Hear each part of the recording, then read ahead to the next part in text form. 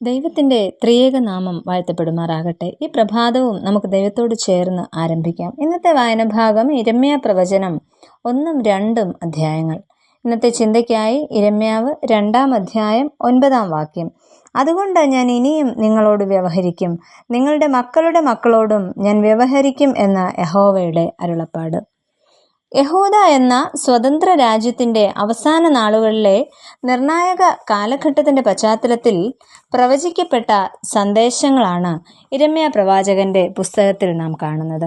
തങ്ങളെ വഴി നടത്തിയ ദൈവത്തെ മറന്ന് അന്യദൈവങ്ങളെ അനുഗമിച്ച യഹൂദ സമൂഹത്തിൻ്റെ അപജയങ്ങളെ വിചാരണ ചെയ്യുന്ന ദൈവത്തെയാണ് ഇന്നത്തെ വായന ഭാഗത്ത് നാം കാണുന്നത്.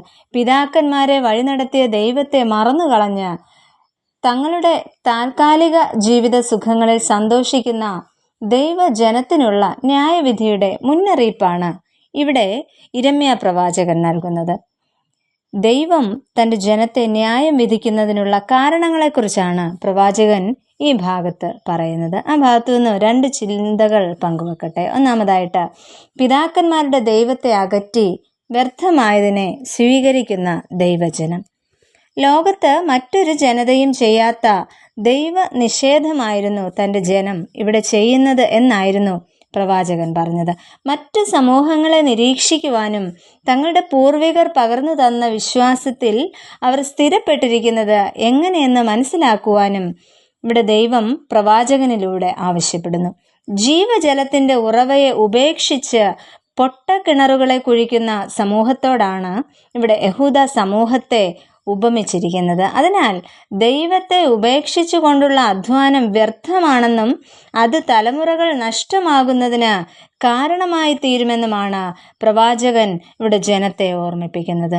പ്രിയമുള്ളവരെ, ഇന്നത്തെ ക്രൈസ്തവ സമൂഹവും ഈ പ്രവാചക സന്ദേശം ഓർക്കേണ്ടതും പിന്തുടരേണ്ടതും ആവശ്യമാണ്. നമ്മുടെ പൂർവികരെ വഴി നടത്തിയ ക്രിസ്തുവിനെ പുതുതലമുറയ്ക്ക് പകർന്നു കൊടുക്കുവാനായിട്ട് നമുക്ക് കഴിയുന്നുണ്ടോ എന്ന് നാം ചിന്തിക്കുക. രണ്ടാമതായിട്ട്, ലോകഭയങ്ങളിൽ അടിമപ്പെടുന്ന ദൈവജനം. ദൈവഭയം നഷ്ടപ്പെട്ട ദൈവജനം കാലാകാലങ്ങളിൽ ഭയത്തിൽ അടിമപ്പെട്ടു പോകുന്നതായിട്ട് നാം കാണുന്നു. ദൈവത്തെ മറന്നതിനാൽ അവർ സാമൂഹികമായും രാഷ്ട്രീയമായും ഇപ്പോൾ തന്നെ തകർന്നുപോയ അവസ്ഥയിലാണ്.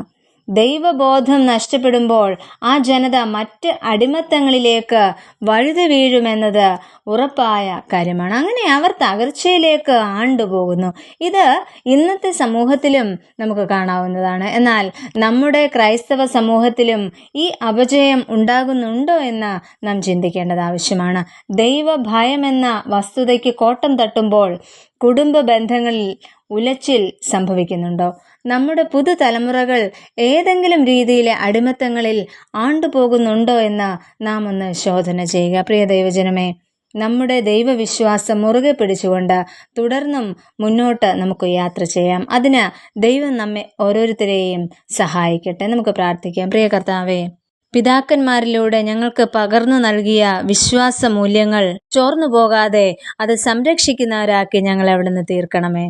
ലോകഭയങ്ങളിൽ അടിമപ്പെട്ടു പോകാതെ ദൈവത്തിൽ ആശ്രയം വെച്ച് മുന്നോട്ട് ജീവിപ്പാൻ ഞങ്ങളെ എവരെയും ഇടയാക്കണമെന്ന് യേശുവിൻ നാമത്തിൽ അപേക്ഷിക്കുന്നു. കേൾക്കണമേ. ആമേൻ.